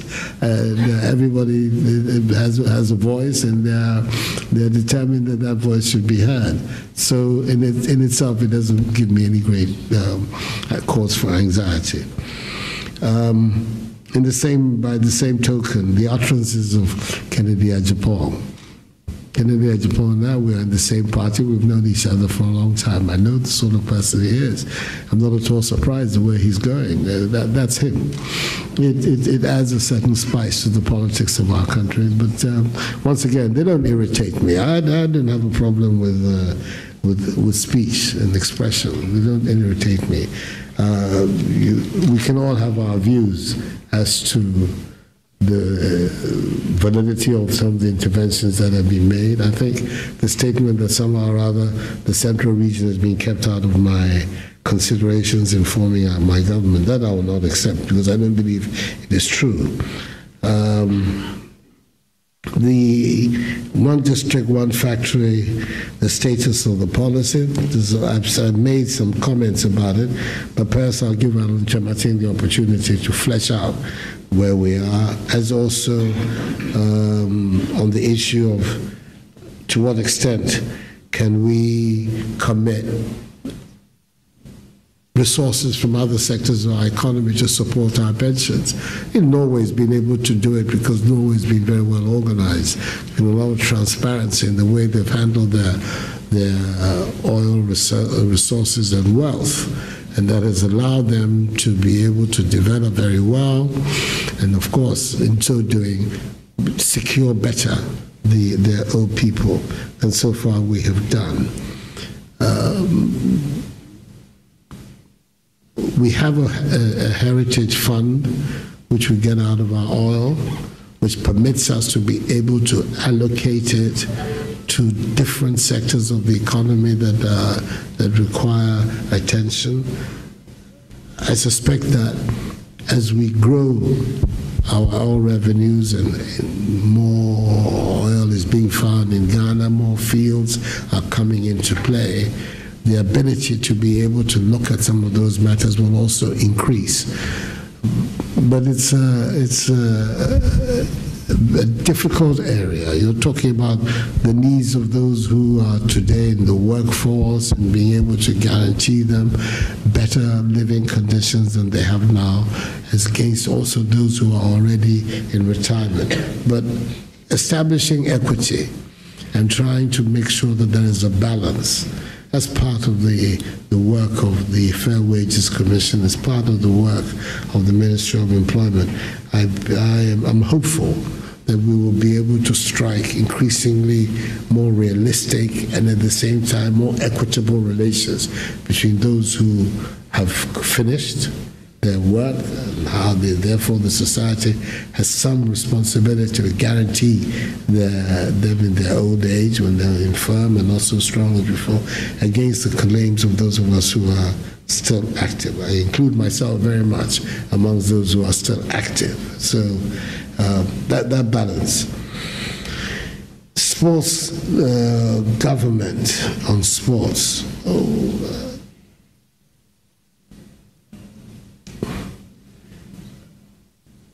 I think a lot is being expressed and done by the Minister for Sports. He's made many pronouncements about where our mind is about the development of sports, that we're going to try and de-emphasize the emphasis on football and bring the other sports into the basket of consideration and care. I mean, policies are being rolled out. One of the problems, of course, about holding this kind of encounter after 6 months in office is that most of the things you're doing are initiatives. They are not about concrete achievements at this stage. You're building the foundation of your policy and your program, but not that you are in the ability to come and say, I was asked how many jobs have I created in 6 months. I'd be surprised if I could give a positive answer to that question. But I think that if you were to ask me the question in 18 months' time, I'll be in a much stronger position to answer the question, because the policies that we are putting in place, it's all about job creation. It's all about trying to build our enterprises and expand our enterprises to be able to perform better and employ more and more and more people. I think 6 months into the system, it's a bit difficult to be able to give a positive answer to that question. And I think on these matters, we all have to be very frank. And I mean, there's a lot that's been done in the public sector in terms of people in the cocoa area being brought in on board but I'm thinking largely in terms of private sector jobs as being what I consider, quote, real jobs. And I think 6 months of our administration is too short a period to be able to answer that question realistically. The boss regulator. My understanding is that initially the regulator took the view that the product had been sold to an unlicensed buyer. He subsequently came back to admit that this, unfortunately, is an area without regulation. And so therefore, the statement that was then made by the BNI and by the minister that the chief executive or boss had done nothing wrong was stating a statement of fact. There was no regulation of these off-spec products within our laws that require that the people who bought it. If you look, for instance, at the evidence that had been advanced, even individuals having bought the product in the past, it clearly showed that it was not a regulated area. That there is a need to regulate it going forward, that's a whole different question. And I believe the committee that the minister has put in place is going to be looking at all of that. First of all, the need for regulation, again, whether or not we can in fact stop the production of off-spec products by improving all the various mechanisms and processes in place, the infrastructure and the rest. That is what the committee has been established to do. We will wait the report. But I don't think I'm being asked to make a choice between the regulator and the minister. I believe both the regulator and the minister are ad idem in saying that this is an unregulated area of activity, so that the activity of the chief executive or boss doesn't attract the epithet wrongdoing. I believe that's it. So those would be my answers. I hope that they are providing some light. I'm not in the position to agree on that. So let me thank you all very much for this first opportunity to meet with you, to hear my concerns, and for you to express yours. As I say, I want to do it at least twice a year, in the middle of the year, the end of the year, beginning of the year, middle of the year, so that we keep in touch with each other all the time. This is the least stressful way that I can get my messages out to the Ghanaian people. And you help me do that. Even your presence here tells me that I have an opportunity also to get my messages out. But more importantly than that, I think the process of accountability is important.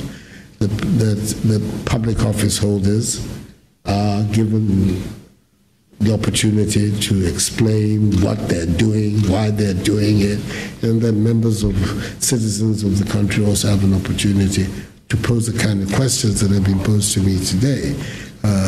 Important matters of foreign policy, the revolutionaries amongst us who are still very committed to the struggle.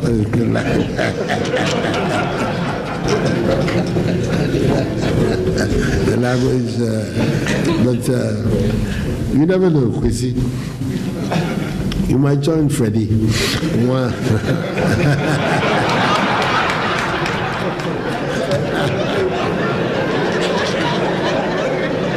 So, thank you all very much for coming, and may God bless us all. Thank you, and our homeland. Thank you.